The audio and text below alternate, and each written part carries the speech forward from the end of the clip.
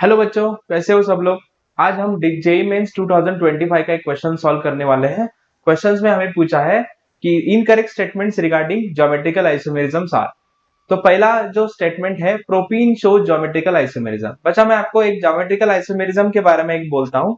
Geometrical isomerisms are shown by those compound जिधर restricted rotation हो, और जिधर रेस्ट्रिक्टेड रोटेशन शो कर रहा है उस डबल बॉन्ड के रिस्पेक्टिव दो अलग अलग एटम्स नहीं तो ग्रुप्स होने चाहिए। अगर ऐसा हो गया तो वो ज्योमेट्रिकल आइसोमेरिज्म शो करेगा। ओके, तो बच्चा पहला है प्रोपीन। अगर आप देखोगे अच्छे से तो प्रोपीन में तो इधर आ रहा है CH3 CH double bond CH2। अभी अभी देखो जरा सा, ये डबल बॉन्ड जो है, ये डबल बॉन्ड जो है, ओके, तो ये डबल बॉन्ड रेस्ट्रिक्टेड रोटेशन तो शो कर रहा है, लेकिन प्रॉब्लम क्या है, इधर हाइड्रोजन और CH3 है, और इस कार्बन पे क्या आ रहा है, CH2 यानी H2 आ रहा है।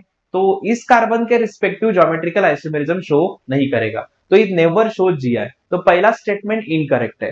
दूसरा, trans isomer has identical atoms और groups on the opposite side of the double bond. Yes, okay, तो ट्रांस आइसोमर क्या होता है, अगर आइडेंटिकल एटम्स और groups opposite side of the double bond यानी डायगोनली प्रेजेंट रहा तो उसको बोलते हैं ट्रांस। तो बी जो स्टेटमेंट है वो करेक्ट है। ओके, उसके बाद नंबर सी है, cis 2 butene has higher dipole moment than trans 2 butene. बच्चे ये देखेंगे, ये सिस वाला कंपाउंड मैंने इधर ड्रॉ किया है, सिस 2 ब्यूटीन। तो सिस में देखो, इस कार्बन का हाइब्रिडाइजेशन होता है sp3, इस कार्बन का हाइब्रिडाइजेशन है sp2। तो आपको पता है डायपोल मोमेंट की जो डायरेक्शन होती है वो लोअर से हायर इलेक्ट्रोनेगेटिव के पास जाता है। तो अभी अभी इधर लोअर हायर कैसे डिसाइड किया, अकॉर्डिंग टू हाइब्रिडाइजेशन। तो अगर अकॉर्डिंग टू हाइब्रिडाइजेशन इस कार्बन का हाइब्रिडाइजेशन है sp3 और इस कार्बन का हाइब्रिडाइजेशन है sp2। तो sp3 एंड sp2 में परसेंटेज एस कैरेक्टर ज्यादा होता है, sp2 में, बराबर। तो ऑब्वियसली sp3 से sp2 जाएगा, बराबर। तो ये डायपोल मोमेंट इधर जाएगा, अगेन ये डायपोल मोमेंट भी इधर जाए, तो टोटल वेक्टर क्वांटिटी इसका म्यू नॉट इक्वल टू 0 होगा, क्योंकि dipole is a vector quantity. अगर आपने ट्रांस में देखा, सब लोगों ने अगर ट्रांस में देखा तो समझ में आएगा।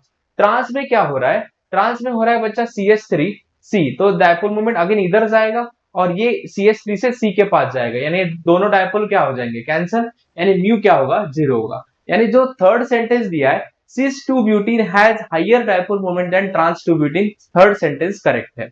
ओके, तो उसके बाद बच्चा अगर आपने देखा तो 2 methyl butuene shows 2 geometrical isomerism।